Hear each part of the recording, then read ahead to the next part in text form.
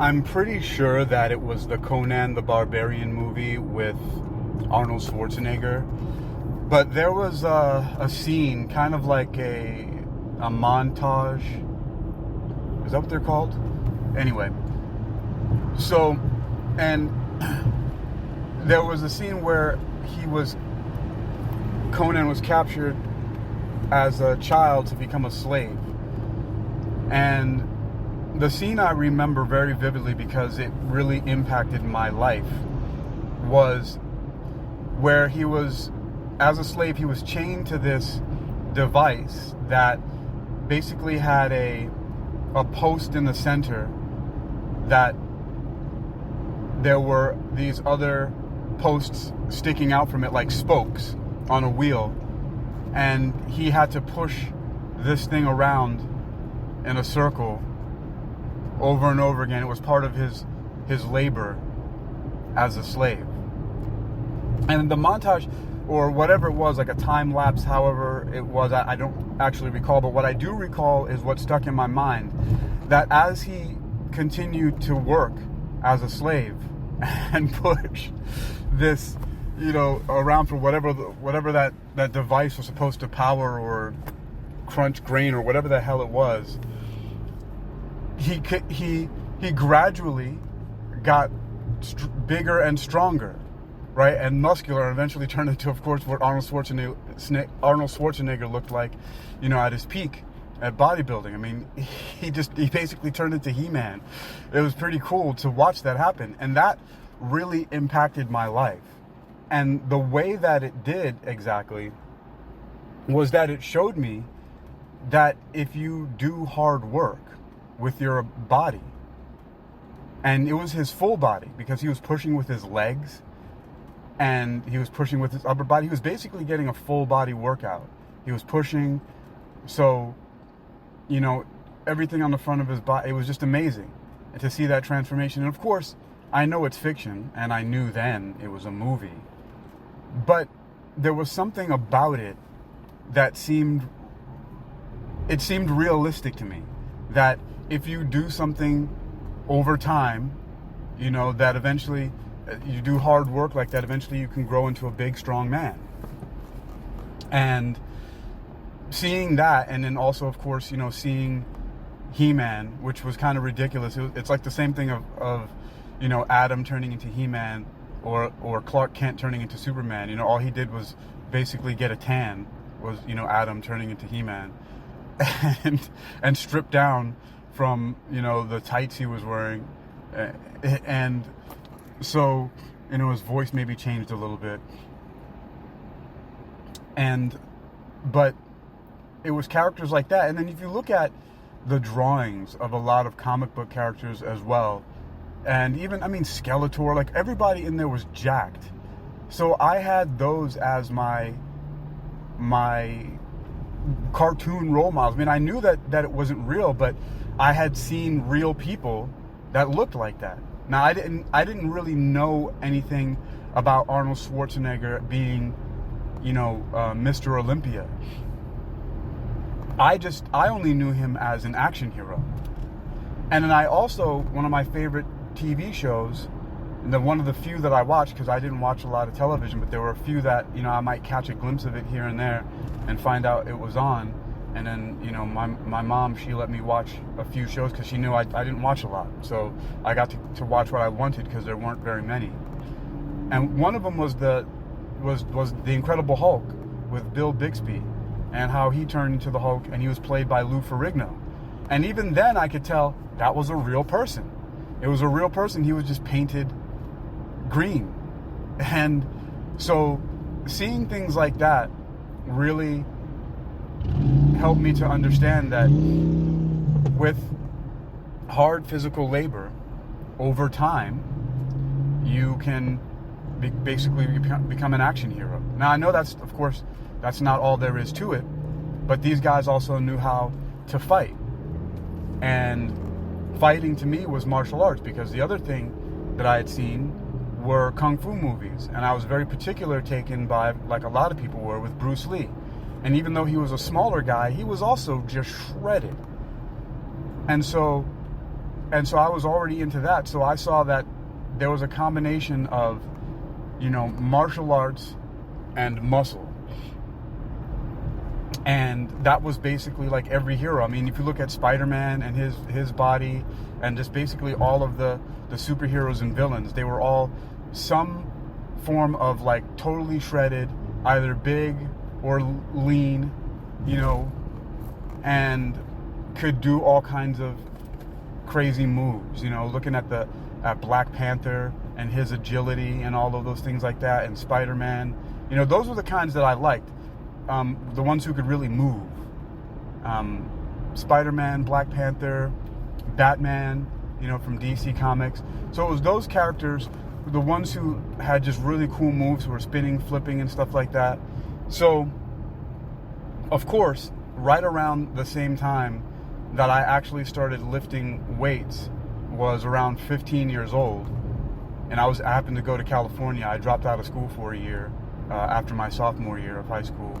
There was a bunch of problems that I was dealing with myself, so not really much to get into, but it's an interesting story. I've told it before, but I'll maybe talk about it some other time again.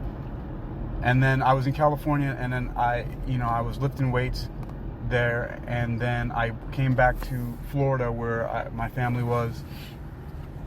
And very soon after that, I don't know if it was before or after that. I think it might have been a little bit before. A little bit before that, I had learned about capoeira. Yeah, it was before that. I had learned about capoeira because it was sometime in 1992. It was when I was 15. It was before my 16th birthday, because I had my 16th birthday in California. And I learned about capoeira before. I remember that because when I was in the place that I was there, I remember doing capoeira stuff. And one of the people on the staff at this place that I was, he chastised me about it, saying, I forget what he said, but it was kind of dumb. He's like, don't be doing stuff like that unless you really know what you're doing, like as if I didn't. I don't know what the heck his problem was. And, but it's a combination of all those things. So my point is, it's very interesting how things can influence you when you're growing up. And one of the main points that I like to make about this kind of, influence is it makes me wonder sometimes, because, there are people who criticize a lot of guys, men specifically, about playing video games, right? And, constantly playing video games all the time and saying that they're, they can do other things and get out of the house and all this and that. And I understand that. I actually was never really into video games. There's very few of them that I ever really got into playing. Like I never understood the attraction to games like Mario Brothers and Donkey Kong and like all these things that people were playing. It just seemed really dumb. That people, for some reason though, I guess maybe I'm an action guy, because I was into, there was a game called Contra where you had like, you go through these stages and it's like an alien thing. It's like you can have one or two players and you basically shoot your way through these different levels until you beat the final like alien boss somewhere. That was one of the very few games that I liked to play. And any games that had fighting, like I liked Mike Tyson's Punch-Out. And of course, in the arcade, I used to go to the arcade on the corners at the bodegas in the Bronx where I lived. There were two corner stores and they each had video games. One of them had Spy Hunter, which is another game I really liked to play, driving a car that was weaponized. It was like the video game version in a way, kind of like Knight Rider. It even had a weapons van, which was a truck, like an 18-wheeler that the car would pull up into, and it got re-outfitted and repaired and everything like that, just like how in the Knight Rider TV show, which was one of the few shows I liked. I mean, I guess that just shows what kind of guy I've been. I've just really liked action, violent shows. Like, it was Knight Rider, the A-Team, Airwolf, Street Hawk, and things like that. Movies like American Ninja, Enter the Dragon, Return of the Dragon, The Octagon with Chuck Norris, movies with Sho Kosugi, samurai stuff. my point is that, as I was talking about when I started talking about the whole video games thing, is to my mind, there are a lot of things that people and I thought were just really cool.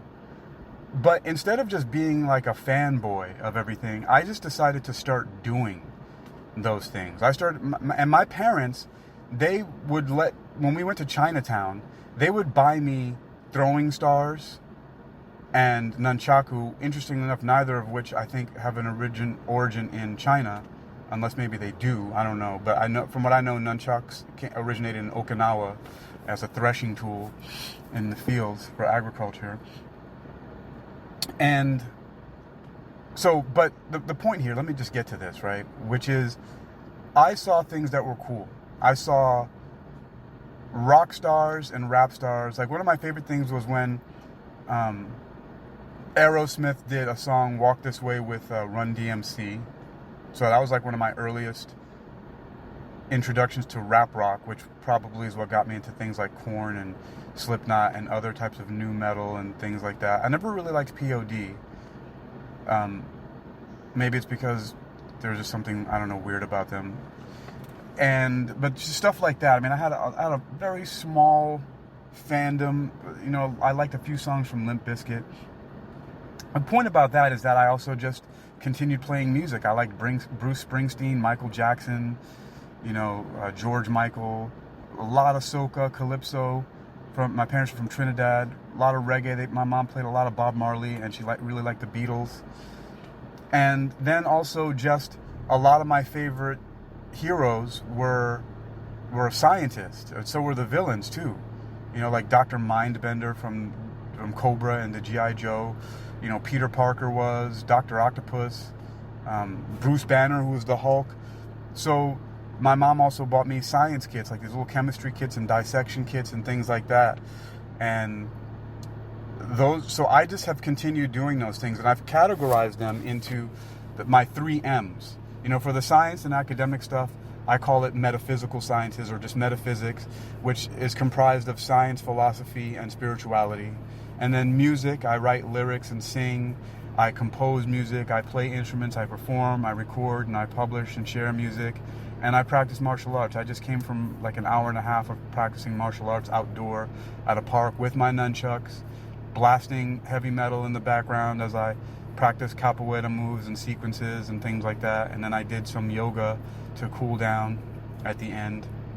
And then played my guitar. Played 3 songs. And then I decided, it's 2 o'clock, 2:30, I better start doing a little bit of work. And then on the way to my gig here, I decided to make this recording because I'm fired up. I feel so energized after working out, man. It just feels so good to be able to do that. But, the whole point, the idea is that I've decided, instead of being the person who just sits around and watches, right? Instead of being the person who just is a fan of the stuff that I'm looking at, I decided to participate. Not necessarily that it's going to happen that I'm going to be a rock star or an action star or even like a science superstar, like a science communicator. It's just that those things are awesome, and the people, even though they were fictional, that I looked up to were scientifically inclined, and they were well-rounded people. Like, they were, a lot of them, like Spider-Man and the Hulk, for example, were the combination of the nerd and the jock, right? Because they were nerdy scientists, very smart, but they also, like the Hulk, he would Hulk out. He was super, like one of the strongest, characters in Marvel. And Spider-Man was also incredibly strong and agile. So that combination, and that's one of the things that influenced me to never fall for you have to be either, a geek, a nerd, or a jock, or an athlete. Like, it never occurred to me. And so even throughout high school, too, I was, on the swim team, the wrestling team, cross country, but I was in 2 different chorus groups, and I was also in the band, in the marching band and concert band, and I was also in a death metal band. And my favorite subjects were English and social studies. And And that's how I excel in that. And that's what I consider to be well-rounded. And that's what I think would benefit a lot of people by way of confidence is, even if you don't do something professionally or it's not earning you money directly, a lot of people I feel are falling short of their goals and feeling like they're stuck in a lot of things because they're not taking the extra time that they have before and after work to pursue the things that they really enjoy, and instead are just consuming, like binge watching. And even though sometimes that might be good, but it depends on what you're binging on. Like if you're listening to this and you're getting some good ideas about and some inspiration and then some actionable things that you can actually do, that might be good. But sometimes there's a time when you need to mix it up. Like I listen to a lot of things, for example, while I'm driving to and from different gigs.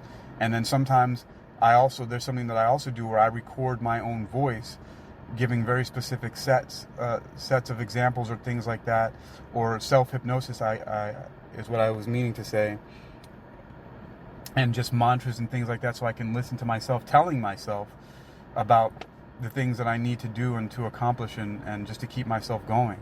So there's one tip there, is that you just talk to yourself and you make a recording. And sometimes, like last night, for example, I played the recording on repeat while I'm sleeping, and it actually shows up in my dreams and gives me ideas and keeps me inspired. So it's very important, I think, because a lot of people fall short of, just start feeling regretful and resentful about their lives because they're not doing things that they want, where just a small shift in how you prioritize your time might be really helpful. Just instead of, binge watching and consuming, just start creating and doing, start practicing. I mean, I was by myself at the park. Every Thursday I go there and I train with whoever will come out and train with me doing capoeira moves, but I just do it for myself because I really feel like I have to. And it's amazing that I can still do all these movements. I'm 48 years old, I'll be 49 in a couple months, and I'm still doing backflips and 540-degree spins parallel to the ground and tornado kicks and, back handsprings, and I'm jumping, crawling, squatting, doing back bends, like just really amazing things. And I feel like I'm just supercharged. It's an amazing feeling to be able to do all these things. So, more of this, I was really just talking about how you can allow certain things to influence you. And the real point is that instead of just being a fan, instead of just being a consumer, start taking those things on yourself and participate. Even if you start by yourself. The way that I started training with people at the park is because a guy walked up to me and said, "Hey, you're like a real life Power Ranger." He's like, I want to be able to do that stuff. And I said, "Hey, well, I'm here every Thursday, so come and play with me."